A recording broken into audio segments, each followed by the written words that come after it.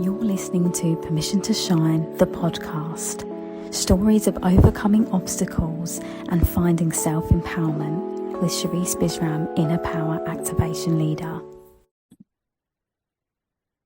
Hey everyone, I am so excited to introduce to you my next guest because she is the embodiment of main character energy, okay? She calls herself the Yoncé of the tech world, okay? So you know that it's going to be a powerful conversation. And I think what I love about this guest in particular is that she embodies what she talks about. So she's not just telling you all the things, she's actually being it. And I think that for me is always the key. And the guests that I bring into this show, especially, are that, you know, it's all about those in-between moments that make us what we are, not just wearing a shiny badge. So I'd love to introduce to you Pearlé. Hi, everyone. Thank you so much for having me. You're so welcome. And I'd love for you to kind of, tell everyone what it is you do and also the movement that you're creating as well, because I know that you have your community that you're building and all these things. So please tell everyone what it is you're doing. Yes, I guess by way of background, I'm a lawyer, so the 9 to 5 kind of world, in the corporate world, working in tech, and I guess landing the opportunities that I've had to be very bold and just like step into places that were not necessarily created for me, or honestly, I didn't even know what the blueprint was or the manual was, so I just had to like step into it and just build a plane while flying, to be honest. And I think a lot of people, especially women, struggle with that, where it's like they want to feel 100% ready. They want to feel like they have all the necessary tools and they need to like get another opportunity, start a new job, whatever that looks like. And so I guess the movement that I have been on for about five, and I would say maybe like actively 5 years, but inactively maybe 10 years since college, Mm. was just like recognizing that there is something about me, like, which is what I call like main character energy, where it's like I truly believe that my life is a movie. And so it's my job to like write the script, it's my job to create the chapters, it's my job to go with the in-between seasons. Like all the favorite movies that we have would always have the highs, the lows, it would have the epic ending. So I just always looked at life like, okay, like whether that's my career, whether that's my life, whatever that looks like, it's my job to craft the script. It's my job to step into whatever it is as the main character of my own story, because nobody else can write the stories that I've written, or nobody knows or has an idea, I guess, the lived experiences that I've had. So that's just kind of be my movement, just to like excite other people and be like, yeah, this is your story. Like whatever you decide to do, you can make it work for you. So that's kind of the energy that I love to bring to the table. And yeah, so far so good. I've been blessed to meet a lot of amazing women who are just like, oh, because of you, I've been able to do this. Because of you, I did that. And I'm just like, yeah, great. Like I'm so excited that you found that inner strength to go for what you want. I love that so much. And I think when you were talking, like the underlying theme of everything you're saying is like radical accountability. You take radical accountability for your life. So instead of feeling like a victim when things are hard, you're like, no, this is part of the plot. You know, like this is all part Exactly. of it. Yeah, And I think exactly. it's something that I have learnt myself as well, because I think that obviously my childhood experiences were difficult. And so from a result of that, I lived in survival mode a lot of my life. And I was really heavily in a victim mentality because I didn't know any other way. So it was only when I started to do the healing work that I really started to take that radical accountability of my life and seeing my life as more of a movie and that I'm the main character. And I feel like my main character energy growing up was a projection. Now it really is that embodiment of that. And I think I saw a really great quote on TikTok a little while ago, and it said something like, when you zoom out and you're seeing yourself watching your own film, what would be the thing that you're shouting to the main character from your home to say, keep going, or you only need that bit, or why did you do that? You know, like, and I think about that all the time. I'm like, oh, I was like, maybe like this is the part of my story when I would be going, keep going, you can't see it, but it's just there, you If you're out know? there. Yeah, exactly. Yeah. I agree. Especially when you like rewatch really good movies and you already know how it ends. And you're just like, you're just like almost repeating it to yourself, like, I know how this ends. So like this character just needs to stick it out and it's just going to be amazing and stuff like that. So yeah, I completely agree. Yeah, that's interesting to think about. Yeah, I love that. So I'd love for you to tell everyone a little bit of your background because obviously you've done loads of traveling through your work and all of the things. So yeah, if you want to kind of give us an overview of how you got to the UK, and probably a little bit deeper on your story as well. Yeah, the UK. It's so funny. Like, I think from my accent, a lot of people are like, "Oh, you're not British," and I'm like, I'm not. This is my second year in London, so so yeah, I'm Nigerian by birth. So I've lived in Nigeria for a couple of years, maybe 2 decades, and then I moved to California where I studied. I studied law there as well, and then I moved to Ireland as well for work, and then now I'm here in London. So it's definitely been a transcontinental life. And that's why I keep telling people that, like, yeah, like this is really a movie. And I remember, I think the part of the reason why I came up with the whole concept of main character energy was because I was telling someone recently, like, I think 2 years ago, about like all my moves and how I've just been moving around. And she's like, well, how are you able to do that? Just like pack up your life and just start it over again. And I remember just telling like the person, I was like, yeah, because I just see my life like a movie. Like in all the movies we've watched, we see how they get a new job or get a new opportunity. And they don't sit back and think to themselves, oh, how am I going to do it? They just go. Like, yeah, there's already a script and there's already how it's going to end. But there's just that initial, like, they just move. And that's why we love all these movies, like Emily in Paris, for example, right? She got a job, she moved to Paris, she didn't know a lick of French, but for some crazy reason, everybody just fell in love with her and like she just began to thrive where she had all these men falling for her without her trying. So just one of those things where I've just kind of like accepted like this is just really my life that I've just had to like move from one place to the other. And I think every single country that I've lived in has taught me so much about myself. Like things that I would not have known if I was just in one country. I've been able to like reinvent myself. I've been able to explore parts of myself that I was like, okay, this is actually doesn't favor me anymore.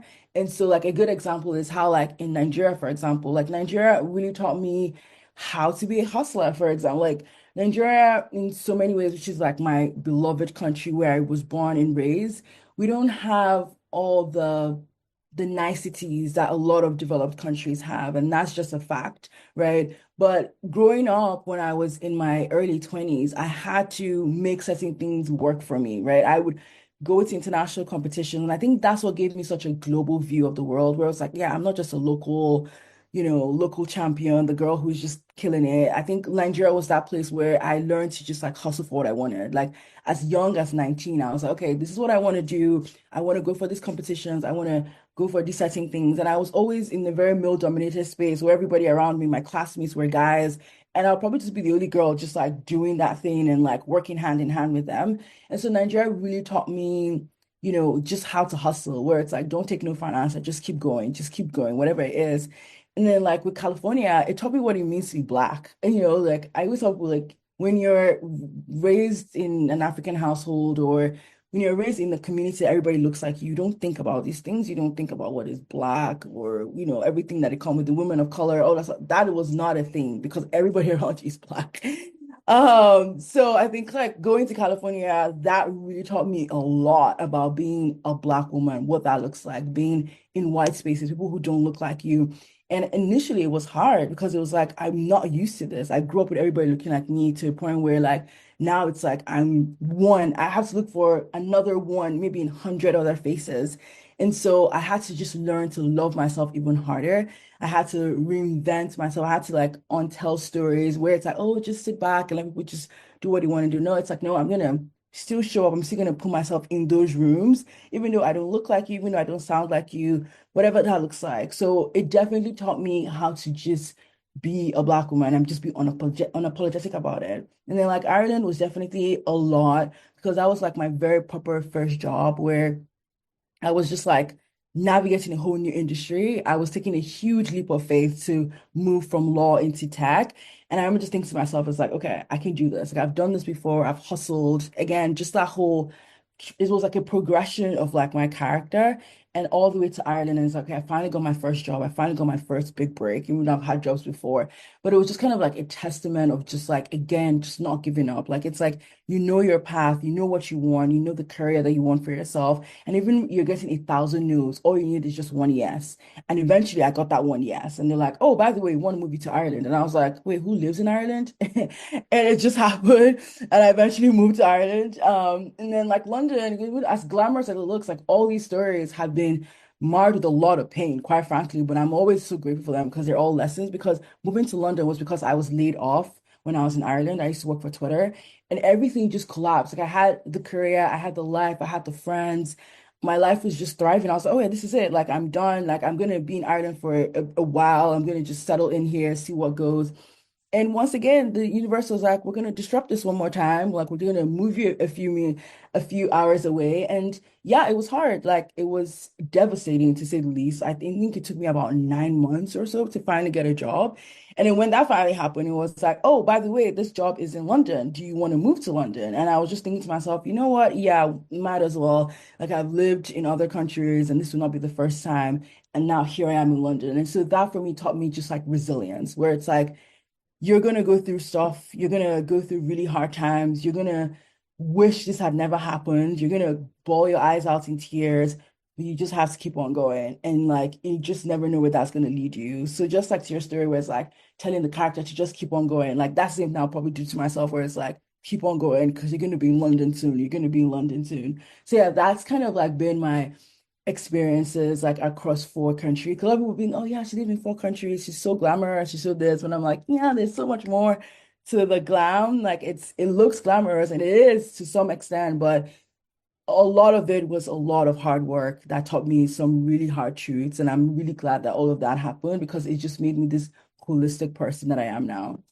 Yeah, I love that so much. And thank you so much for sharing all of that because I know from just traveling in general and obviously having little bits of traveling for jobs that I've done through like a couple of months and things like that when I was a dancer, it is hard. And I think that when you're uprooting your whole life into a place, there's so much more to it. And especially like you said, as a woman of color, you've gone from being surrounded by everyone that looks like you to then these different environments where the culture is so different, the people are so different. There is so many other factors that you have to incorporate in. And I think that it's really important that you went into so much detail about that because I think, like you said, people see the outside and they think, oh, look at her living the dream. And it's like, actually, this dream comes with so many layers of responsibility, of transformation, of, really doing the inner work on yourself constantly to be able to build, like you said, that resilience and strength to say, yeah, I do deserve to be here and take up this space and own every part of my story. And I know that your story itself will inspire so many people to be like, yeah, do you know what? I can do it because she did it, And I think that that is really the thing about I like to call it cycle breakers. I mean, I'm not sure if your family have done a similar pattern to you or if you're the first, but I think from our story that we obviously spoke about it before prior, and you said that you've got quite a big family. So, are you the first to kind of do this type of pattern? Um, I think to a large extent, yes. I mean, my siblings, for example, we all live in different countries right now. So from Nigeria, we have our own base. I have a brother in Nice. Canada, I have another brother in the US. But I will say that I'm the only one who has done all of this, a lot of this travel and move like 4 times over. And fun fact, I'm the only one, funny enough, with a Nigerian passport. So my other siblings actually have an American passport and a Canadian passport because my brother was born in the US. So literally, they should be the ones doing it because it's much easier, right? When you have a Mm, passport, you're able to apply to jobs easier, you get sponsored, you don't go through the whole immigration process. But for the life of me, even my parents actually have a green card. I'm the only one who has actually navigated all these countries on a Nigerian passport, meaning that it's been, twice as hard to do mm. what I've done. So yeah, back to your question, I genuinely feel like I'm like a cycle breaker in my family. Whether it's like in my immediate or extended family.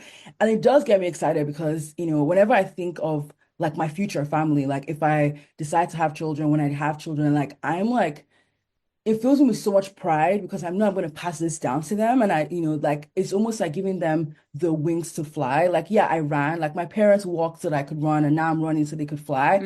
So I'm Hmm. just like super excited about that because I know that like when I do have children, it's like they're going to be so limitless. Like, there's nothing that is out of reach for them because for me, I was able to just like go across continents, boundaries, whatever it is that was keeping me back. So it's like, okay, now it's just going to be like so much easier for them. And it's like, oh, they want to do this. I'm like, yeah, sure, go ahead. Like I've done one quarter of that. That's not a problem. So it's just really exciting to just even see. And even sometimes like my cousins would be like, oh my God, like you're so cool, you're so inspiring. And you know when your younger cousin tells you you're cool, you know you're cool because they don't really be complimenting you that much. And so it's just like I find it, I'm like super grateful because like in my family there are a lot more boys than they are girls. So each family is just usually just one girl. I don't know. I think my family was overcompensating because most of my aunties, I have more aunties. So it's one of those things where it's like I'm like the first girl, like the first granddaughter in like my extended family. And to just see that I've been able to like stand in that gap where a lot of times it's usually the man who's like, oh, Mm. the older male cousin, the older uncle, or whatever that looks like in the male side of things. But to see that like I've been able to stand as like a matriarch, like, okay, yeah, like I'm able to do all these things and make all these decisions, and it has influenced the rest of my family members. It's yeah, so I'm very grateful for that because I know that it's not easy. It's a lot of responsibility as well. But I'm just glad that like at least my cousins can say, well, Pearlé is doing this, and my brothers can be like, oh yeah, she's doing this, and because of that, I'm able to do X, Y, Z. So for that, I am grateful to be a cycle breaker in my family. Yeah, absolutely. And how wonderful as well to be able to do that and pave that way. And I think it's quite similarly, a lot of what you were saying there, I really resonate with myself, as in like the reason why I do what I do now is to show people that, this is possible for Yeah, you because of it. And I think, I didn't have that role model growing up to for anyone doing anything similar to me, yeah. and even the healing work and all of that stuff, like that's I'm sort of the first to lead that route as well. And again, as a byproduct of me doing this work, the people in my life have said to me, yeah, actually, because you've done this, you've taught me this. And that is just the most beautiful thing. And I loved how you came back round to passing it on for the next generation as well, because that's really important to me about creating a legacy. So, yeah, I love how this intertwines. And I find that a lot actually with the guests that I have on is because, there's a golden thread in our lives, like there's a reason we do what we do and it's for a deeper purpose. And obviously the podcast is called Permission to Shine. So I'd love to know really like that. When was really the moment for you that you thought, I need to do more, I need to push more, I need to be more? What was that moment for you? Wow. It's not a hard question, but it's just like I think there's so many like moments Mm, that has has happened. And I think like even just going all the way back to, like college, for example, I think that for me, which is something that I mentioned earlier, like when I was in Nigeria, like we didn't have the opportunities that people have or the resources that people have. I think someone asked me, she was like, what is what is the one thing that you enjoy about being in California? So this is when I was living in California. And like, what is it that you enjoy about being in Berkeley? And I said, it was so random because I replied, I was like, there's so many sockets, like everywhere I go, there's a socket to plug, to charge your phone. Like it was so crazy. Under every desk in class, there was always a socket. And she was shocked. She was like, wait, that's so random. And I'm like, yeah, because back home in Nigeria, a classroom would probably have one socket. mm, Meaning like a class of 100, 200 people are all trying to charge their laptops that are supposed to help them in class or, internet, whatever. So we have to get like an extension and to plug in and things like that. So that's just like shows you just how limited everything was. So it meant that like if you wanted to be average, that's quite okay. I mean, I don't even think that was even average. Like if you did well, like I think that was probably just like, yeah, because considering everything that's around you, yeah. you've done your very best, right? Um, but I think one of that light bulb moment was when I randomly signed up for this conference. We were supposed to volunteer to help them research. So I'd got into this like exclusive society. You know how colleges will have all these like Hmm. societies and everything, but this was like super exclusive. You had to go through a test, an interview to get in, and it was like for the law school to like represent the faculty for competition, whether it was local or international. So because we were just new joiners, they had access to like sign up to volunteer for a research for the competition. So we're not going to like go for the competition. We're going to just research and help those who are going to go. So I remember just signing up for it. And I'm like, you know what? Might as well just do it. And months after, it turns out that we're no longer going to be the volunteers. We're going to actually compete. We're going to go for the competition. And this was going to be in DC. And this was my first time in years that I've actually ever left the country. And I remember just thinking to myself, I was like, wait, we're going to go to DC. So we had to fundraise. It wasn't easy. It was like someone just gave us money. I was like, oh yeah, go to DC. We had to fundraise. We had to do so much to get ourselves on that plane and into, DC. So I remember getting to DC, and I think that was it for me. That was that light bulb moment where it was like, this world is so big. Like this is not, Mm. it doesn't end with just being like great in class and graduating. I was like, there was so much more. I went for a Model UN conference. I remember thinking to myself, I was like, this is where I'm going to shine. This is it. Like, I remember just thinking to myself, I was like, I'm not going back to just being an average law student who just like, gets good grades and that's it and hopes that I graduate and, complains when this doesn't work out. And so that for me was that moment where I was like, the world is so big and I want to be part of that world. Like I want to see myself as a global citizen. Like I don't want to just limit myself to the things of just Nigeria. And so that just became a continuous thread for me. Like all up to graduation, I was constantly going to competitions. I went to New York. I did everything, even brought the competition to Nigeria. We were like, okay, you know what? Since not everybody can make it to New York or these places, why don't we host the first ever like competition, like bring this conference to Nigeria? So we ran it. And so now it's been running for 8 years now. Like it's almost going to a decade of doing that. But it all started with that moment of just like this is Mm. it. And so subsequently, the older I got, I just always rely on that fact of like, yeah, you were born to shine. Like you were born to be global. So why are you thinking local? Why are you thinking like, oh, this is not going to work out because XYZ or because you're a Nigerian or because you're a woman? I was just like, nope. I was like, no, I have the audacity of a white man at this point where it's like, yeah, I'm just gonna do it. Like, if they can do it, why can't I do it? And I think that was just one of those like pivotal moments. And I think like another one, like just like end the story was like I had gone for this is the same conference, but it's like you go as a delegate, the more you do the conference, you can actually apply to be staff. So it's like a whole progression, like people progress, and it's such a huge conference. And I remember I was progressing to become a staff at the conference. And so I remember like practicing, I studied up for the interviews, everything. And I get into the room, right? This is me. I had flown 22 hours from Nigeria all the way to New York, crazy layover, everything. I got there and there are over 100 white people in the room. I think I was probably the only black person. These people were from the best schools, the best colleges, and we're all interviewing for all these various staff positions. And so I get in and I was like, yeah, there's no way I'm going to get this job. Like, I was literally going to turn back. I was like, yeah, I'm just going to go back to my hotel room, lie to my teammates, and be like, oh, yeah, I didn't get the job. Or, just even though they were all rooting for me because I had spent hours, days, weeks preparing for it. And before I turned back, I was like, wait, am I actually going to turn back after 22 hours of being on a very long flight? Am I really going to turn back? I don't even give myself a shot at this thing that I really want. And I was like, you know what? I'm just going to do it. So I just stayed back in the room. I shut down all the single fears in my head. I was like, you know what? I'm good at this. I know what I'm doing. I've been practicing for this. And so I interviewed, and turns out I actually got the job for the Yeah. job, despite everything that was going through in my head. And I think that was just another moment of like, you know what? And I think I was probably like the first African to ever get that position in such an Mm. international conference. And I was thinking to myself, I was like, yeah, this is me giving myself permission to shine. Like, this is me not turning back and being like, oh, yeah, they are the ones who are better. They are the ones who are more qualified. No, I was like, yeah, I'm equally qualified. Like, I have what it takes. I've done the work, right? And so it's just moments like that where I remind myself and I remind people around me where it's like, you need to remember what you're worth. You need to remember the hard Mm. work you've put into yourself. Like nobody else is going to know the work you've put in. Nobody else is going to give you permission to shine. You have to give yourself permission because you've done the work. You know what you're about. And so in moments when like you doubt yourself, you have to go back and be like, okay, but I've done the work. So where is this coming from? Why am I not feeling like I'm adequate when I've done whatever it needs to be done to show up into the world. So I think that's something that for me were those key moments in my life that I'm just like, okay, I just have to keep showing up in my own world.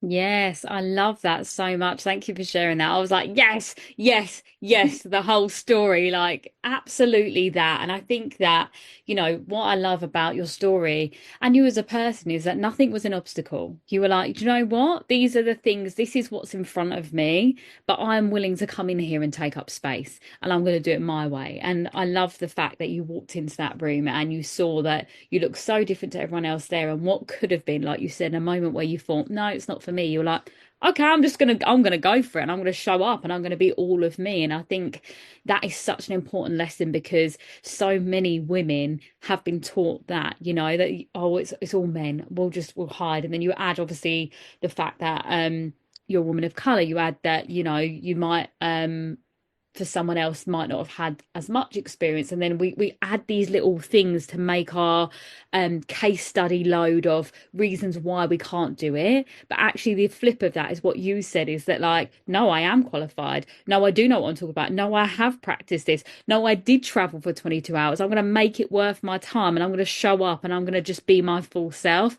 And that's all we can ever be, even if you didn't get that job, you showed up, right? And I think that that's something that I just want to reiterate for the people listening, is that yes, we might not get everything that we put ourselves forward for, but the fact that you show up in that room and you take up that space, the next thing would probably have been it if it wasn't that then, right? But I think that that opportunity that you had was an amalgamation of all of the little increments you'd been doing. And they're not even little, they're big moves that you'd been making up until that point. But I love that you are limitless in how you move through life, which I think is just yeah, really inspiring, I think, for so many people to see that it doesn't matter what the obstacles are. You were like, no, I've come here to win. You will know my name by the end of it, and I will show you that. And I know that now, even from the work that you're doing with when you're going to do talks and things like that, because obviously, I see obviously on your socials about speaking to Gen Z and how you relate to them as well. Like I think that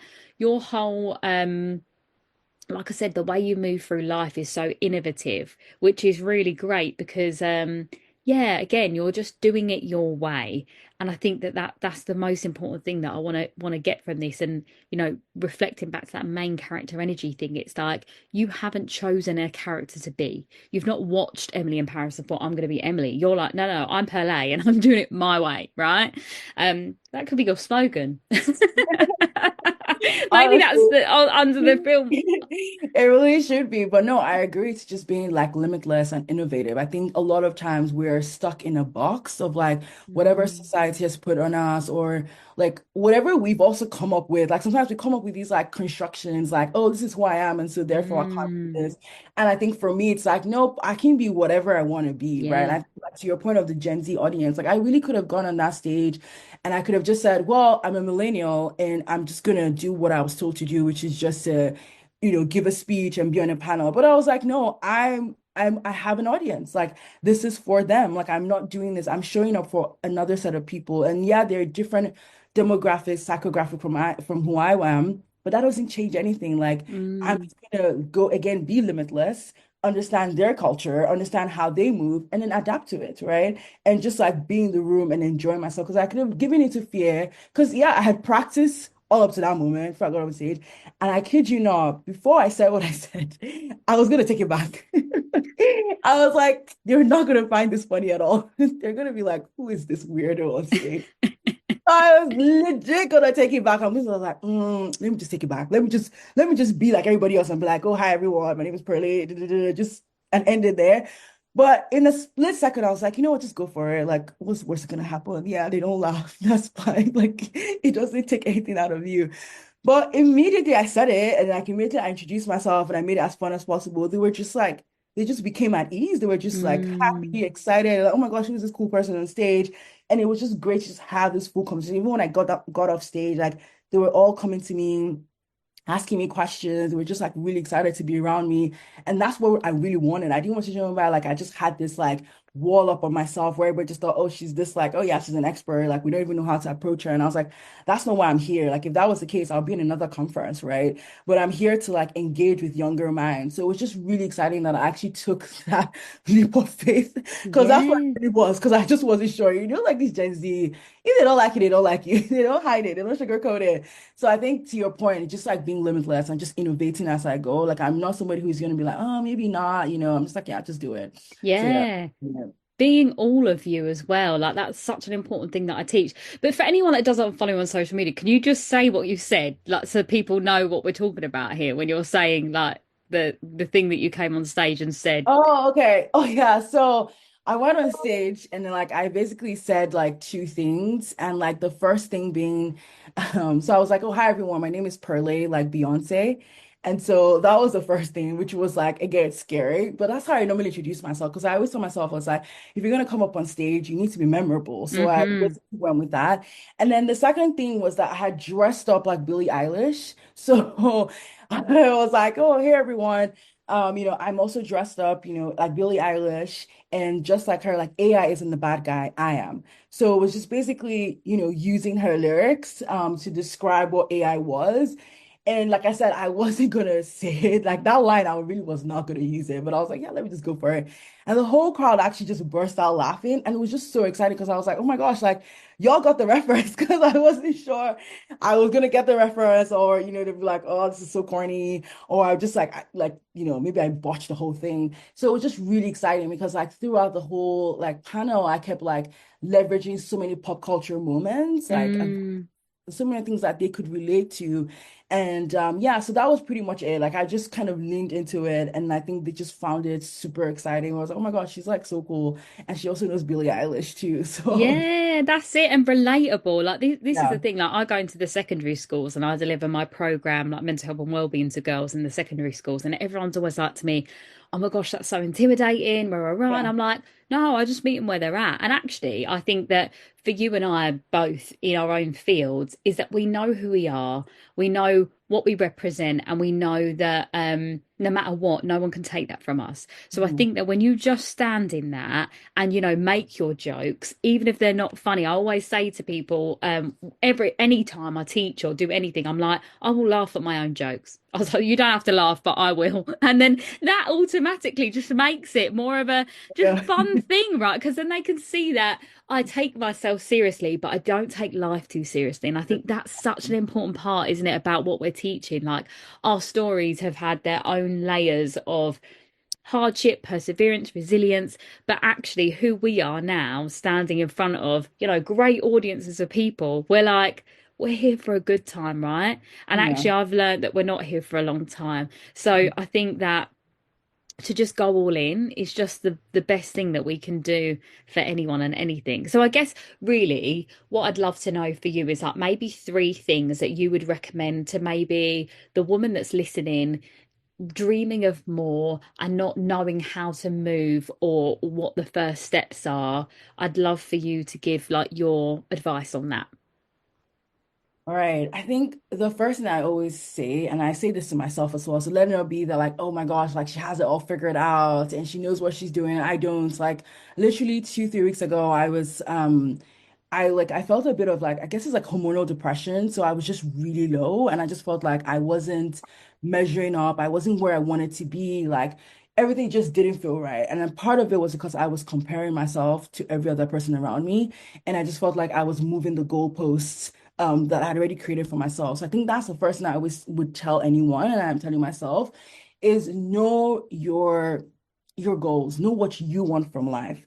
Because Mm. sometimes, I remember listening to a podcast and it said that like, you know that your dreams are valid or you know that your dreams are true if that's something you've always wanted for like it has a validity of like 2, 5 years or more. Like if something is constantly in your head for year in, year out, then that's your dream. That's something you're supposed to go for. Because a lot of times it feels like society has told us what is supposed to be our dreams. Like Yeah. this is supposed to be the goal. You're supposed to have 6 figures. You're supposed to be a homeowner. You're supposed to be a car owner. You're supposed to, and it's like, no, not really. Like sometimes you need to actually, criticize your thinking and be like, what is it that actually you want? Because until you Mm. clear to your soul, because there are gonna be such hard times. And so you need to be clear within yourself, like, these are the goals that I have for myself and nothing else.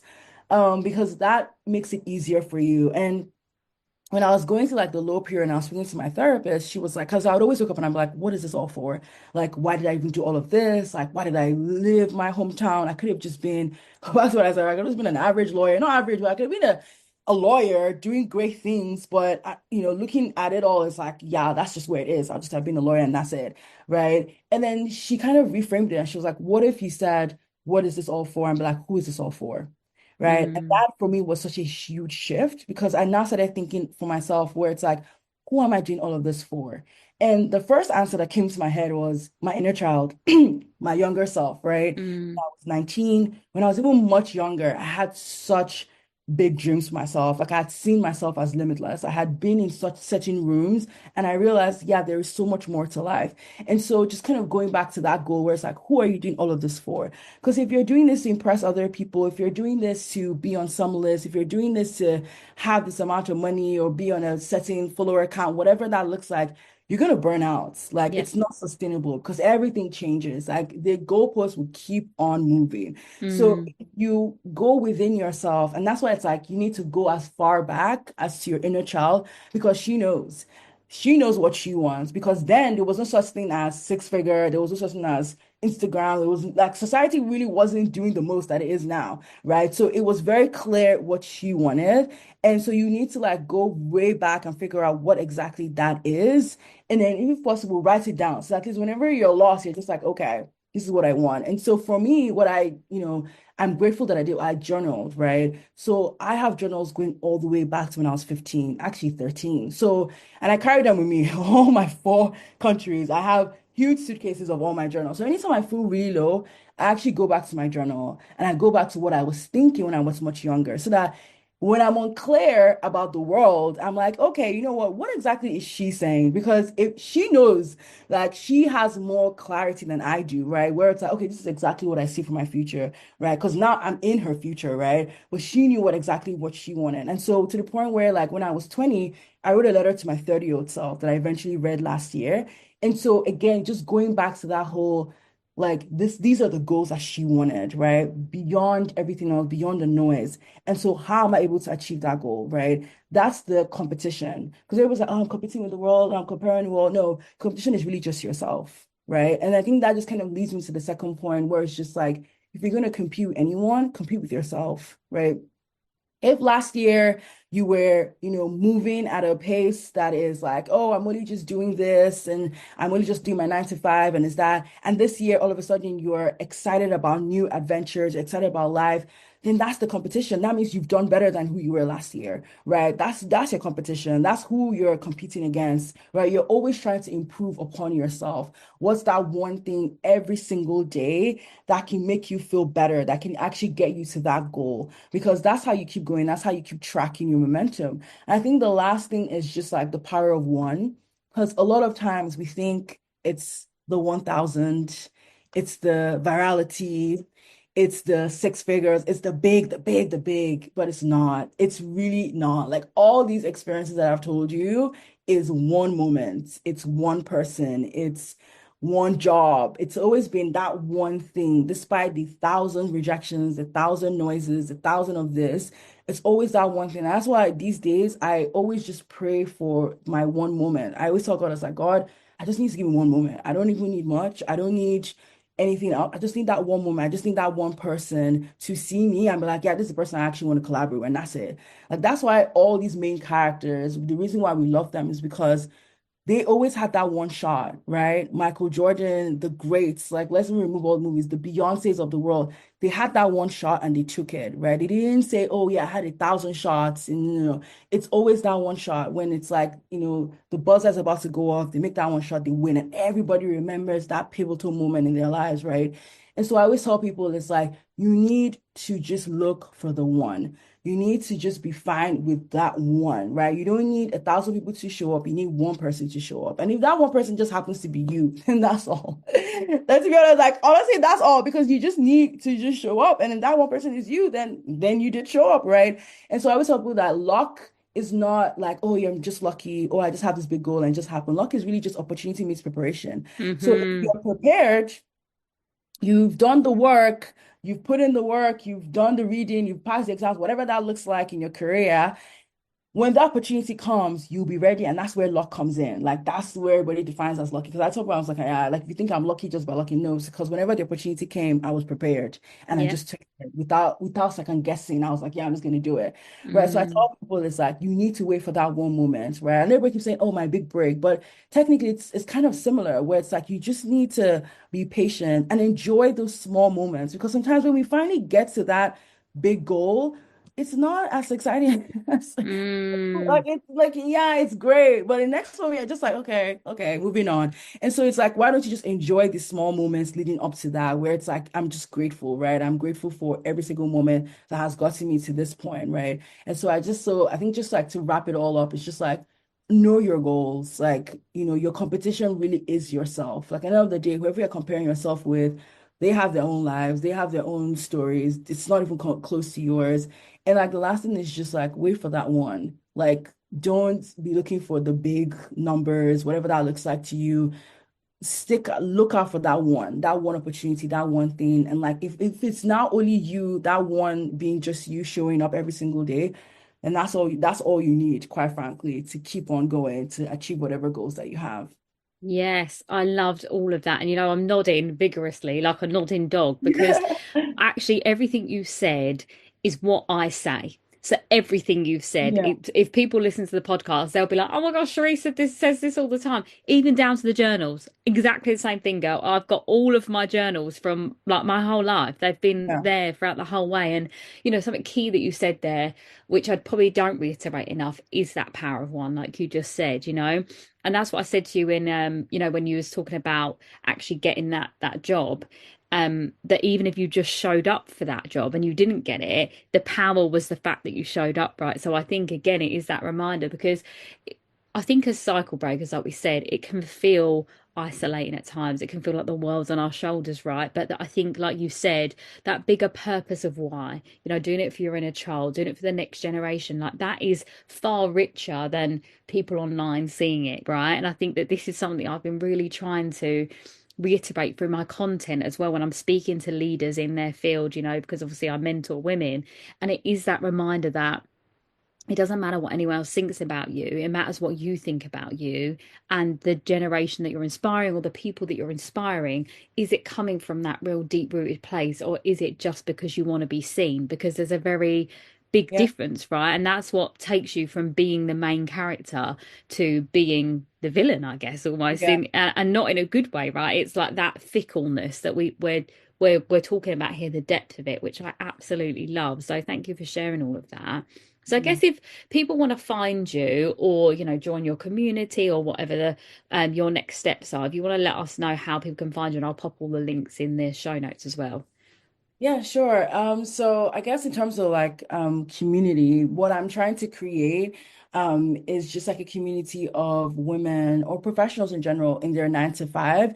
Because I feel like these days a lot of times the conversation is always around people who just quit their job and next thing you know they have 6 figures or something. And I'm just like, yeah, this is not real, but okay. And I think it's just being like a push to the point where like it's almost like we don't celebrate people who are actually in their jobs and thriving, or actually want to thrive in a 9 to 5. Like I know some people, like I'm one of those people who is like, yeah, I do see myself being in my 9 to 5 to like my 40s, 50s. Like I enjoy working. Like if I keep moving around, if the job keeps moving me to different countries, who am I to complain? And I think there are a lot of people who feel the same way. And like now their question is, okay, how do I thrive? Like I don't want to be an influencer, but I do want to influence, right? Mm, And those are two different things, right? And so whether it's like being a thought leader, whether it's just like being an expert in your field, or just being so satisfied in your career that you're actually progressing, like you're taking the active steps to do what needs to be done. And so that has just kind of always been in the back of my mind. And that's something that I'm trying to create, like from a community point of view. And so if anybody who's looking to like join, it's really just the Way community. So WAE, and then the Way Collective. So on Instagram is the Way Collective. So WAE Collective. And if you want to follow me on Instagram, my personal account is Pearlway. So Pearlé and then just Way 29. So Sherisse, obviously, you put in the show links. And I'm also active on LinkedIn. I feel like I love LinkedIn because it's giving me room to be so limitless, where it's like okay, if this person is offering a job, I might as well reach out. Like I honestly don't fear people the way people say, oh my God, how did you reach out? How did you slide into their DMs? And I'm like, first of all, this is an online space, right? Meaning nobody's gonna attack you if you reach out to someone. The most they do is not respond. And that's like an advice to every woman listening to me, because I feel like a lot of times we miss out on the opportunities because we don't go out for them. Like we wait, oh, let me Yes. come to me. Oh, let me just, oh, not me. Oh, no, no, no. I'm the reverse. I don't even wait. I just go. And it's like, okay, if this doesn't come to me, that's fine. Like, at least I reached out, I did the work, right? And I Yes. think LinkedIn has given me such power to do that, because it's like there is nobody on LinkedIn's green earth that I would not reach out to if I see there's an opportunity to be had there. So, again, and that's why it goes back to that power of one, where it's like, I've had people who have ignored me. I've had people who have actually just like literally from their messages, they've kind of like turned me down and made me feel like I was inferior. And that was fine. Like, did it suck? Of course. But there have been people, several of ones that have just gone out of their way to help me get the opportunity that I wanted. And that's why I'm in certain rooms that I'm in. That's why I'm on this podcast. That's why I'm in London, for example. And so for me, it's like if you're gonna do anything, if you're gonna be on any platform right now, I think LinkedIn is where it's at. But yeah, but that being said, I'm also on LinkedIn, so follow me. It's Pearlé Nwaezeigwe, so it's my name and my last name. And yeah, so if you do have questions, feel free to slide into my DMs. I'm somebody who is open to DMs because I'm always into people's DMs. So don't be afraid. Like I will give you the same empathy that I hope people would give to me. So feel free to slide into my DMs if you have any questions. I'm more than happy to answer them. Yes, I love that. And I'm the same as you, as in, like, I will put myself forward and say, hello, Right. you don't know me yet, but you will. I just Exactly. Yeah. I offer know. myself. I But know. And it's, sorry, I forgot to add. I also wrote a book. So in terms of like LinkedIn, because I feel like a lot of people reach out to me and it's like, oh my God, you're so good at networking and building your brand. So I was like, I'm just gonna write a book on it, like just like a whole, not necessarily a detailed like a book, but really just a guideline of this is how you go about LinkedIn. This is how you not necessarily only LinkedIn, but also offline, like when it comes to networking, when it comes to like showing up. And so I basically call it embrace the cringe, because it is so cringe and uncomfortable, right? And so, yeah, if anybody's also interested, I will send the link. So if you're interested in getting the book, it's amazing because it's literally my whole life experience since 2020 when I was like super active in the space. And everything I've learned from the disappointments to being blocked. I've been blocked, guys. Yes, I have, because I was such a pest, but that didn't stop me. I kept going. And this is where I'm at right now. So yeah, if anybody's interested and wants like a manual, yeah, that is a really good one to start with. yeah, and do you know what? I think that's going to be so key for a lot of women. You know, like I said about the tips at the Mhm. before we came into this section, I feel like that is going to be the blueprint. So if you are someone that's listening, thinking, I don't even know how to network, I'm scared, get that book, because Pearlé is an advocate of this. She is in every room, guys. Like honestly, if you watch her on her social, she is out and about living her life, Yes. sharing her knowledge, her wisdom. The end. Okay. If you're not in a room with Pearlé, you're not doing it right. Okay. I know it's crazy. I'm everywhere these days. It's almost like I don't catch a break, but it's like, yeah, this is life that I chose, really and truly. I'm like, Yeah. I'm gonna keep kicking down doors until I finally get into the room that I'm supposed to be in. So yeah. And I would actually say that you are in all the rooms you're supposed to be in. And I think that the more people that know about you, the more doors that open. And I feel like in my own way, I am doing the best I can in that space as well. So it's yeah, really wonderful to watch you flourish in your spaces, because I think when one woman wins, we all win. And I think that that's the inspiration, right, that we're here to create. So I love that. I guess really we'll round it up here, because I think that's been so insightful, and it really has been beautiful to hear your journey like in so much more depth, because I think that, as you said, I think a lot of people see strong, confident women from the outside and they don't really get that inside view. And that's the whole reason why I create this podcast, for that reason, because, like a diamond shines because it was a rock and it went through so much to become that shiny thing. And I think that that is really what you are, and you shine from the inside, which is really beautiful. So to round off, I'd love for you to share a soul to soul message. So, kind of what you feel like maybe someone needs to hear right now, something you might have said to your younger self, just whatever feels in alignment to, yeah, how you're feeling. Yeah. Oh.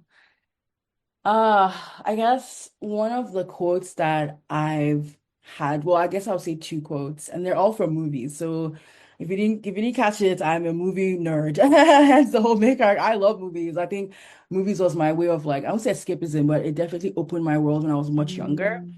Mm, And I think the first one was from Mulan. And I think like it was like my duties to my heart. So every time like she, and for anybody who's watched Mulan, it's such an inspirational movie of a girl who left her mm, hometown to go fight a war, instead of her dad, which was so male dominated, right? And it's actually a true story, to be fair. Like it's based on a Chinese character. So I think that has always been like one of my mantras. So to anybody doubting, overthinking, the path. It's like, what does your heart want? And at the end of the day, you have to go for what your heart wants because that's your duty. At the end of the day, when we die and we leave this world, you're going to be judged based on that, which is your heart. Whatever it was that was planted in you, did you fulfill it? And the second thing is again from another movie which I watched when I was much younger, but I don't remember the name for the life of me, but it was a baseball movie. And it was never let the fear of striking out keep you from playing the game. And so that for me is because, there are three strikes in a baseball game, and after that, you're out. And I think that's something that a lot of people are scared about. It's like, we don't want to fail, we don't want to fail. And we're so paralyzed in that.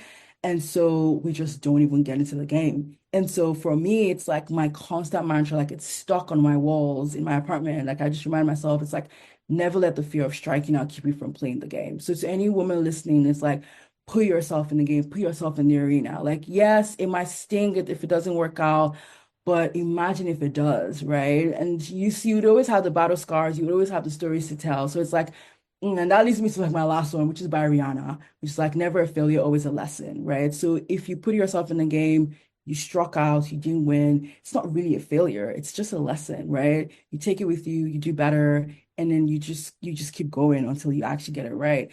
So yeah, those would be the things that I would leave anybody who is, thinking and who needs that, energy boost where it's like, just keep going, and whatever happens, keep staying in the game and your duty really is to your heart.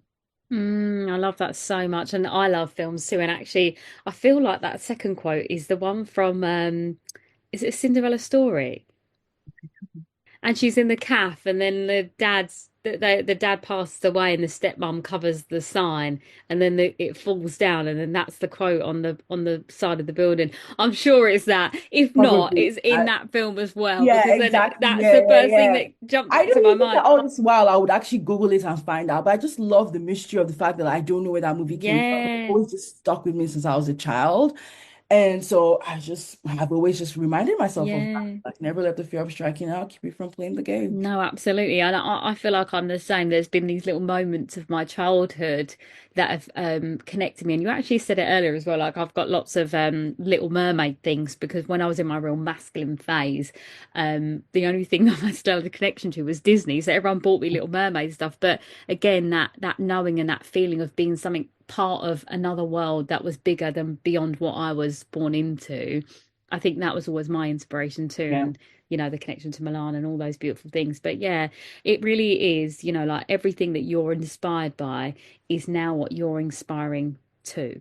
So I think that it is such a beautiful full circle to see your journey, your perseverance, your resilience, and the fact that you are an embodiment of what you stand for, which I love so much. And that's, all the people that I connect with. There's this essence of that, which you can't make, you can't buy, you can't fake it's there or it's not, and it's something that you've built over time, and that really is your legacy. So thank you so much for sharing your story, your journey, your light with the world.